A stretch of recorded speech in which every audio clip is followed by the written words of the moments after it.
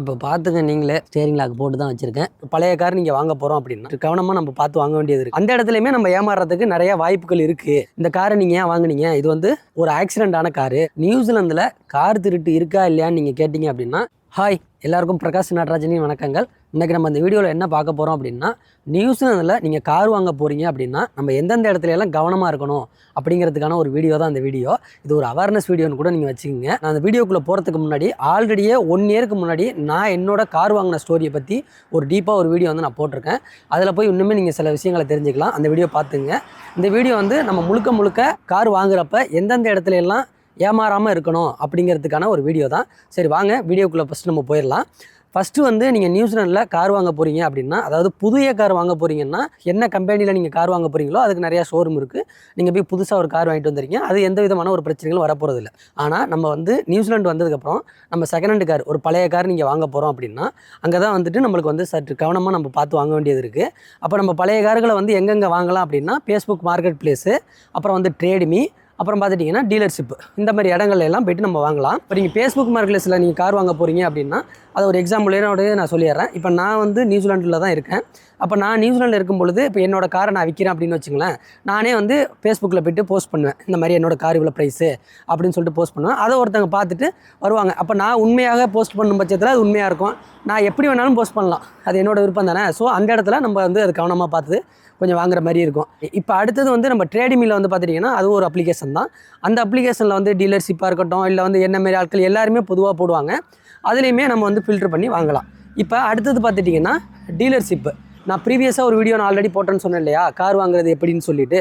அந்த வீடியோவில் பார்த்துட்டிங்கன்னா டீலர்ஷிப்பு தான் ஒரு அளவுக்கு வந்து சேஃபானது அப்படிங்கிற மாதிரி நான் சொல்லியிருப்பேன். அந்த இடத்துலையுமே நம்ம ஏமாறுறதுக்கு நிறையா வாய்ப்புகள் இருக்குது அப்படிங்கிறத நான் வந்து காலப்போக்கில் தான் நான் தெரிஞ்சுக்கிட்டேன். அதை வந்து ஒருத்தங்களோட எக்ஸ்பீரியன்ஸை நான் உங்களுக்கு வந்து ஷேர் பண்ண விரும்புகிறேன். இந்த இடத்துல அவங்க வந்துட்டு ஒரு டீலர்ஷிப்பில் போய்ட்டு கார் வாங்குறதுக்காக ஒரு டீலர்ஷிப் ஒன்று போயிருக்காங்க. போகும்போதே பார்த்துட்டிங்கன்னா எப்படி சொல்கிறது, ஃபஸ்ட்டு வெல்கம் ட்ரிங்க்ஸ்லாம் கொடுத்து நல்லா வரவேற்பெல்லாம் பண்ணி நல்லாவே சூப்பரான ஒரு ரெஸ்பான்ஸ்லாம் கொடுத்து, அதுக்கப்புறம் வந்து அவங்களும் அங்கே டெஸ்ட் ட்ரைவெல்லாம் பண்ணிவிட்டு ஒரு கார் எடுத்துகிட்டு வந்துட்டாங்க. கார் எடுத்துகிட்டு வந்ததுக்கப்புறம் அவங்க வந்து ஒரு 2 டேஸ்க்கு அப்புறம் பார்த்துட்டிங்கன்னா ஏதோ ஒன்று அவங்களுக்கு வந்து ஒரு சரியாக தோணலை.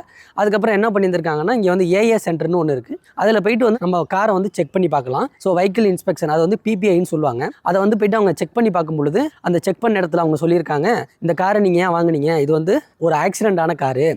இதை வந்து நீங்கள் அடுத்த ஓஃபுக்கே அந்த கார் வந்து தேராது. அதாவது வந்து இங்கே வருஷம் வந்து வாரண்டி ஆஃப் ஃபிட்னஸ் பண்ணுவாங்க. அந்த கார் வாங்குறப்ப பார்த்துட்டிங்கன்னா நம்ம வந்து காரோட ரிஜிஸ்ட்ரேஷன் பார்க்கணும், ஓஃபு பார்க்கணும். இது ரெண்டும் தான் வந்து மேஜராக நம்ம பார்ப்போம். அந்த வாரண்டி ஆஃப் ஃபிட்னஸே வந்து பாஸ் ஆகாது அப்படின்னு சொல்லிட்டாங்களாம். உடனே இவங்க என்ன பண்ணியிருக்காங்க, திருப்பி அந்த டீலர்ஷிப்கிட்ட போய்ட்டு இந்த மாதிரி நாங்கள் செக் பண்ணோம், நீங்கள் கொடுத்த கார் இந்த மாதிரி இருக்குது அப்படின்னு சொன்னோன்னே அங்கே வந்து ஒரு மேனேஜர் வந்து இந்தியாவில் தான் இருந்திருக்காரு. அவர் வந்து மிரட்டும் தோணியில் வந்து பேசியிருக்காரு இவங்ககிட்ட பேசுனோன்னே அப்புறம் இவங்களும் பேசி அப்புறம் அப்படி இப்படின்னு சொல்லிட்டு அப்புறம் சரி மாற்றி தரேன்னு சொல்லிட்டாங்களாம். ஆனால் மாற்றி தரேன்னு சொன்னால் இமிடியேட்டாக அவங்க வந்து ரெஸ்பான்ஸ் பண்ணலை. இவங்க என்ன பண்ணியிருக்காங்கன்னா, நம்ம ஊரில் அந்த பேங்குக்கெல்லாம் லோன் வாங்குறதுக்கு அலைவோம் பார்த்தீங்களா, அதே மாதிரி வந்து தினமும் போயிருக்காங்க. தொடர்ச்சியாக 4 நாள் போயிருக்காங்க. இவங்க முதன்னு அங்கே கார் வாங்க போனாங்க இல்லையா அந்த டீலர்ஷிப்புக்கு, அப்போ கொடுத்த வரவேற்புக்கும் இப்போ கார் மாற்றுறதுக்காக போனாங்க பார்த்தீங்களா, அப்போ கொடுத்த வரவேற்புக்கும் நிறையாவே வித்தியாசம் இருந்துச்சு அப்படிங்கிற மாதிரி சொன்னாங்க. ரொம்பவே வந்து எப்படி சொல்கிறது, ரெஸ்பான்ஸே இல்லாமல் சும்மா உட்காந்துருந்து அப்புறம் 4 நாள் எதாவது மாற்றி கொடுத்தா போதுன்னு சொல்லிட்டு அடித்து பிடிச்சி இவங்க வந்திருக்காங்க. ஒரு வழியாக அந்த காரை வந்து அவங்க மாற்றிட்டு வந்துட்டாங்க. இதை எதுக்கு நான் அந்த இடத்துல சொல்கிறேன் அப்படின்னா, டீலர்ஷிப்பில் இது மாதிரியும் நடந்திருக்கு அப்படின்னு நான் சொல்கிறேன். நான் அந்த வீடியோ போட்டதுக்கப்புறம் கூட ஒரு அண்ணன் வந்து மனுவேரால் இருக்கார், அவர் நம்ம க்ளோஸ் தான். அவர் கூட கூப்பிட்டு சொன்னார், டீலர்ஷிப்லேயும் நிறைய ஃப்ராடுகள் இருக்குடா, கொஞ்சம் பார்த்து தாண்டா நம்ம வாங்கணும் அப்படிங்கிறத எனக்கு வந்து பர்சனலாக கூட அட்வைஸ் பண்ணார். நான் வந்து இந்த இடத்துல அதை வந்து நான் வீடியோ மூலியமாக நான் சொல்லிக்க விரும்புகிறேன். நம்ம என்ன நினைப்போம்னா, நம்ம வந்து நியூசிலாண்டு வந்துட்டோம், நியூசிலாண்டில் வந்து இந்த மாதிரியான வேலைகள்லாம் நடக்காது அப்படின்னு நம்ம நினச்சிக்கிட்டு இருப்போம். அப்படியெல்லாம் கிடையாது. கண்டிப்பாக இங்கேயும் ஒரு சிலது நடக்கத்தான் செய்யுது. ஸோ நம்ம தான் வந்து உஷாராக இருந்துக்கணும். இந்த மாதிரி ஒரு சம்பவம் நடந்துச்சுங்கிறது இந்த இடத்துல நான் தெரியப்படுத்துகிறேன். அப்போ நீங்கள் உடனே என்கிட்ட கேட்கலாம், என்னடா அது ஃபேஸ்புக் மார்க்கெட் பிளேஸில் போட்டாலும் அதையும் பார்த்து வாங்கணுங்கிற, அப்புறம் ட்ரேட்மின்னாலும் அதுலேயும் ஏதாவது ஃப்ராடு இருக்குங்கிற, அப்புறம் நீ டீலர்கிட்ட போனாலும் ஃப்ராடு இருக்குங்கிற, எப்படி தாண்டா நியூசிலாண்டில் வந்து செகண்ட் ஹேண்ட் கார் வாங்குறது அப்படின்னு நீங்கள் கேட்கலாம். நீங்கள் எந்த இடத்துலையுமே நீங்கள் வந்து கார் வாங்கலாம், அதை பற்றி பிரச்சனை கிடையாது. உங்களுக்கு காரை பற்றி நல்ல நாலேஜ் இருக்கும் பட்சத்தில் நீங்கள் வந்து ஏமாற வாய்ப்பு இல்லை. 1. 2வது, உங்களுக்கு காரை பற்றின நாலேஜ் எதுவும் கிடையாது, உங்களுக்கு ஐடியா இல்லை அப்படின்னா இதுக்காக என்ன பண்ணுறாங்கன்னா ஏஏ சென்டரில் வந்துட்டு பிபிஐன்னு ஒன்று வச்சுருக்காங்க. நம்ம காரை வந்து அவங்களே செக் பண்ணி கொடுப்பாங்க. நம்ம காரை வந்து அவங்க செக் பண்ணி கொடுப்பாங்க அப்படின்னா அதுக்கு வந்து நம்மளுக்கு வந்து நியூசிலாந்து டாலர் வந்து பார்த்துட்டிங்கன்னா $200 மேலே ஆகலாம். நான் ஒரு தோராயமாக தான் சொல்கிறேன். அந்த டாலரை நீங்கள் கொடுக்கும் பட்சத்தில் அவங்க வந்து செக் பண்ணி கொடுப்பாங்க. நீங்கள் ஒன்று இந்த இடத்துல கேட்கலாம், நான் வந்து டீலர்ஷிப் விட்ட கார் வாங்க போகிறேன், நீங்கள் போய் அங்கே செக் பண்ணுங்கிறீங்க, நம்ம காரை வாங்கிட்டு போய் செக் பண்ணலாமா அப்படிங்கிற மாதிரி நீங்கள் கேட்பீங்க. வாங்கிட்டோம்னா அப்புறம் அங்கே செக் பண்ணி சரியா இல்லைன்னா அப்புறம் போராடிக்கிட்டு இருக்கணும் அப்படிங்கிற மாதிரி நீங்கள் கண்டிப்பாக கேட்பீங்க. அதுக்கு நம்ம என்ன பண்ணலாம்னா, நீங்கள் டீலர்ஷிப் கிட்ட போகிறப்பயே எனக்கு வந்து நான் ஏஏ சென்டரில் வந்து இந்த மாதிரி பிபிஐ பண்ணிட்டு தான் உங்கள் காரை வாங்கிக்குவேன், அதுக்கு ஓகேவான்னு நீங்கள் அவங்ககிட்டே கேளுங்க. அவன் வந்து ஒழுங்கான காரை தான் வச்சுருக்கான்னு வச்சுங்களேன், அவன் உங்ககிட்ட போயிட்டு ஒன்றும் பிரச்சனை இல்லை, நீ செக் பண்ணனா செக் பண்ணிக்க அப்படின்னு சொல்லிட போகிறாங்க. அதாவது உங்களை ஏமாத்துன்னு நினைக்காதவன் அப்படி டக்குன்னு சொல்லிடுவான். ஏதாவது சரியில்லாத காரை வச்சுருக்கான்னு வச்சுங்களேன், கண்டிப்பாக அதுக்கு ஏதாவது பின்வாங்க வாய்ப்பு இருக்குது, நீங்கள் வந்துடுங்க.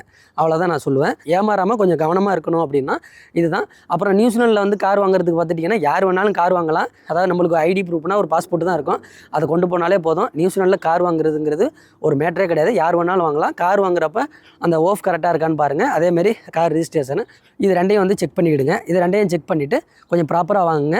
ஆனால் அந்த ஏஏ சென்டரில் போய்ட்டு நீங்கள் பிபிஐ நீங்கள் செக் பண்ணுறீங்க இல்லையா, அவங்க வந்து வெஹிக்கிளை செக் பண்ணும் பொழுது அவங்க வந்து எல்லாமே டோட்டலாக காரோட பிரேக் சிஸ்டம் எப்படி இருக்குது, காரோட இன்ஜின் எப்படி இருக்குது, அப்புறம் வந்து காரோட டயர் சிஸ்டம் எப்படி இருக்குது, ஓடாமீட்டர்லாம் எப்படி இருக்குது, எல்லாமே அவங்க எல்லாத்தையும் வந்து டோட்டலாக வந்து உங்கள் காரே வந்து பிரித்து மேய்ஞ்சிருவாங்க. பிரித்து மேய்ஞ்சி ப்ராப்பராக வந்து செக் பண்ணிடுவாங்க. சரிங்களா? அதனால் வந்து நீங்கள் அவங்கக்கிட்ட கொடுக்கும் பட்சத்தில் அவங்க ஒரு ரிப்போர்ட்டும் கொடுப்பாங்க. ஸோ அந்த ரிப்போர்ட்டை வச்சுட்டு நம்ம அந்த காரை வாங்கலாமா வாங்க வேண்டாமாங்கிறத நீங்கள் தெளிவாக வந்து முடிவு பண்ணிக்கலாம். ஆனால் அது கம்பல்சரியெல்லாம் கிடையாது. நீங்கள் போய் அங்கே வந்து கண்டிப்பாக போய் செக் பண்ணிவிட்டு தான் அந்த காரை வாங்கணும் அப்படிங்கிறதெல்லாம் கிடையாது. உங்களுக்கு காரை பற்றி நாலேஜ் இல்லை, எனக்கு எதுவுமே தெரியாது அப்படின்னா ஒரு சந்தேகத்துக்கு நீங்கள் செக் பண்ணிக்கிறதுக்கு தான் அது. ஆனால் அது வந்து கம்பல்சரியெல்லாம் கிடையாது. இதை வந்து இந்த மாதிரியெல்லாம் ஒன்று இருக்குங்கிறத நான் உங்களுக்கு வந்து தெரியப்படுத்துகிறேன். இப்போ நீங்கள் போயிட்டு செகண்ட் ஹேண்ட் காரை போயிட்டு நீங்கள் வாங்கிட்டு வந்துட்டீங்க அப்படின்னா அதுக்கப்புறமும் நம்ம கொஞ்சம் கவனமாக தான் இருக்கணும். என்ன கவனமாக இருக்கணும் அப்படின்னா, நியூசிலாந்தில் கார் திருட்டு இருக்கா இல்லையான்னு நீங்கள் கேட்டிங்க அப்படின்னா நியூசிலாந்தில் கார் திருட்டு இருக்க தான் செய்யுது. ஸோ அதனால் அதையும் நம்ம வந்து பார்த்து தான் வாங்கிக்கணும். அதுக்கு வந்து நீங்கள் என்ன பண்ணலான்னா, ஸ்டேரிங் லாக் ஒன்று விற்கிது, அதை நீங்கள் வாங்கி இங்கே போட்டுக்கலாம். அது வேறு ஹவுஸ்லேயே கூட கிடைக்கும். இப்போ என்னோடய கார்லாம் நான் வந்து ஸ்டேரிங் லாக் போட்டு தான் இருக்கேன். இதையும் என்னோடய எக்ஸ்பீரியன்ஸ் ரீதியாக நான் சொல்லணும் அப்படின்னா, நான் வந்து நைட் ஷிஃப்ட் தான் வேலை பார்க்குறேன். நான் வந்து நைட் ஷிஃப்ட் வந்து வேலை பார்த்துட்டு அங்கே வெளியில் வர்றப்ப என்னோட வேலை பார்த்தோட நண்பரோட காரை வந்து நண்பரோட காரை இன்னொரு காரு ஒரே நேரத்தில் 2 காரை உடச்சிருந்தாங்க. 2 காரையுமே வந்து அவங்களால எடுக்க முடியல அன்றைக்கி. ஆனால் போட்டு போயிட்டாங்க. கண்ணாடி உடஞ்சதோடு அன்றைக்கி போயிடுச்சு. என் காரை அவங்க வந்து கண்ணாடி உடைக்கல. காரணம் வந்து ஸ்டேரிங் லாக் போட்டிருந்ததுனால தான். ஆனால் வந்துட்டு என்ன சொல்ல, ஸ்டேரிங் லாக் போட்டாலும் திருட மாட்டாங்கன்னு இல்லை, அது ஒரு ஓகே, திருடனுக்கு ஏன் ஈஸியாக வாய்ப்பு கொடுப்பானே, ஸோ அதெல்லாம் உடச்சிக்கிட்டு அவன் எடுக்கணுமான்னு சிந்திப்பான் இல்லையா அந்த ஸ்டேரிங் லாக் இருந்தால். ஸோ அதனால் விட்டுட்டு போயிட்டான் போல அன்றைக்கி. அதுக்கப்புறம் பார்த்துட்டிங்கன்னா என்னோடய கம்பெனியில் வேலை பார்க்குற எல்லாருமே பார்த்துட்டிங்கன்னா மறுநாள் ஸ்டேரிங் லாக்கோட வந்து எல்லாருமே ஸ்டேரிங் லாக் போட்டு தான் இப்போயுமே வச்சுருக்காங்க. அதுக்கப்புறம் பார்த்திங்கன்னா ஒரு நண்பர் வந்து நியூசிலாந்து வந்திருந்தார். வந்த 2வது நாளே அவர் ஒரு காரை வந்து திருடிட்டு போயிட்டாங்க. அதுக்கப்புறம் என்னோட ஒரு நண்பர் வந்து வேலை பார்த்துக்கிட்டு இருக்காரு, அவரோட ஒய்ஃபு காரை வந்து திருடிட்டு போயிட்டாங்க. ஆனால் அவர் திருடிட்டு போனாலும் ரொம்பவே சந்தோஷப்பட்டார். ஏன் அப்படின்னா, அவர் வந்து தெப்ட்டுக்குன்னு சொல்லி இன்சூரன்ஸ் ஒன்று போட்டிருந்திருக்காரு. அவர் வந்து பார்த்துட்டு $4000 போட்டிருந்திருக்காரு. அந்த கார் இப்போ விற்றாலே $2500 தான் போகுமா. ஸோ எனக்கு $4000 கிடச்சிருண்டா அப்படின்னு சொல்லிட்டு அவர் ரொம்ப சந்தோஷப்பட்டார். நம்ம தெப்ட்டுக்கு ஃபயருக்கெல்லாம் வேணால் நம்ம வந்து காருக்கு வேணால் இன்சூரன்ஸ் போட்டுக்கலாம். அப்புறம் இன்னொரு விஷயம் காமெடியாக சொல்லணும் அப்படின்னா, நான் கார் வாங்கின புதுசில் என்னோடய ஒய்ஃப் வந்து இன்ஸ்டாவில் வந்து ஒரு ரீல்ஸ் வந்து எடுத்து காட்டுறாப்புல, நியூசிலாந்தில் டாப் 5 கார் திருட்டு அப்படின்னு போட்டு என்னென்ன காரெல்லாம் முதல்ல அப்படியே திருடுவாங்களோ அதை வந்து வரிசைப்படுத்தியிருக்காப்புல. அந்த டாப் 10 தமிழ் போடுவாங்கள்ல சன் டிவியில், அந்த மாதிரி வந்து அவர் வரிசைப்படுத்தியிருக்காரு இன்ஸ்டா ரீலில். அதில் போய் பார்த்தா முதல் இடத்துல என் கார் தான் இருக்குது. என்னடா அது, நம்ம ஆனால் அப்போ எல்லாம் கேர் பண்ணல, அப்போ வந்து புதுசு தானே, இந்த மாதிரிலாம் நடக்காது போல் அப்படின்னு தான் நினச்சிக்கிட்டு இருந்தேன். அப்புறம் சுற்றி முற்றி இந்த மாதிரிலாம் வந்து நிறையா நடக்கிறத பார்த்துட்டு தான் அப்புறம் நானுமே வந்துட்டு உடனே ஸ்டேரிங் லாக்கெல்லாம் வாங்கி போட்டது. ஸோ வந்து நியூசிலாண்ட்லேயும் கார் திருட்டு இருக்க தான் செய்யுது. அதையும் கொஞ்சம் நீங்கள் பத்திரமா பார்த்துங்க. இன்சூரன்ஸ் வந்து நியூசிலாண்டில் வந்து காருக்கு வந்து மஸ்ட்டு கிடையாது. நம்ம இன்சூரன்ஸ் போட்டுக்கிறது நல்லது. அட்லீஸ்ட் நம்ம தேர்ட் பார்ட்டி இன்சூரன்ஸாவது போட்டுக்கிறது நல்லது. ஏன் சொல்கிறேன் அப்படின்னா, நம்ம ஒரு எக்ஸ்பென்சிவான போய் காரெல்லாம் இடிச்சிட்டோம் அப்படின்னா அப்புறம் அந்த செலவுக்குலாம் நம்ம தலையில் வந்துடும். ஸோ இன்சூரன்ஸ் இருக்கும் பட்சத்தில் நம்ம கொஞ்சம் தப்பிச்சுக்கலாம். இதெல்லாம் தான் நீங்கள் வந்து கார் வாங்குறப்போ கொஞ்சம் வந்து கவனமாக பார்த்துக்கணும். அப்புறம் இந்த கார் திருட்டையும் கொஞ்சம் வந்து பார்த்துக்கணும். அதுக்காக வந்து கார் திருட்டு வந்து எல்லா இடமும் நான் சொல்ல மாட்டேன், நடக்குது, நடக்காமல் இல்லை, அவ்வளோதான். என்னோடய சரௌண்டிங்கில் நிறையா பேருக்கு வந்து இது நடந்துடுச்சு, அதனால நான் சொல்ல வரேன். ஸோ இதையும் நீங்கள் பார்த்துக்கிடுங்க. அதேமாதிரி கார் வாங்குறப்ப உங்களுக்கு அதிகப்படியான டவுட் இருக்குது, உங்களால் வந்து நான் வந்து யாரையுமே நம்ப மாட்டேன்டா அப்படின்லாம் நீங்கள் வந்து யோசிச்சிங்கன்னா, நீங்கள் நேராக கார் எடுத்துகிட்டு போய் ஏஏ சென்டரில் பிபிஐயில் கொடுத்து செக் பண்ணிவிட்டு நீங்கள் வந்து கார் ஒழுங்காக இருக்கும் பட்சத்தில் நீங்கள் வந்து வாங்கிக்கிடுங்க. இதை தான் நான் சொல்ல வருவேன். இதை தான் நான் வந்து சொல்லணும்னு ஆசைப்பட்டேன். ஸோ நியூசிலாண்டில் கார் வாங்கும் பொழுது எந்தெந்த இடத்துலலாம் கவனமாக இருக்கணும், அப்புறம் கார் வாங்குறதுக்கு அப்புறமே எப்படி கவனமாக இருக்கணுங்கிறத இந்த வீடியோ மூலிமா நீங்கள் தெரிஞ்சிருப்பீங்கன்னு நம்புகிறேன். அப்புறம் என்ன சொல்கிறது, மீண்டும் ஒரு நல்ல ஒரு வீடியோவில் விரைவில் சந்திப்போம். நன்றி, வணக்கம். இப்போ பார்த்துங்க நீங்களே, என்னோடய காரில் வந்து நான் ஸ்டேரிங் லாக் போட்டுட்டு தான் இப்போ கூட வீடியோ எடுக்க கூட வந்தேன். இந்த பாருங்கள், ஸ்டேரிங் லாக் போட்டு தான் வச்சுருக்கேன். ஸோ இந்த மாதிரி நீங்கள் வாங்கி போட்டுக்கிடுங்க. அதுக்கு நான் தான் உங்களுக்கு காட்டுறேன்.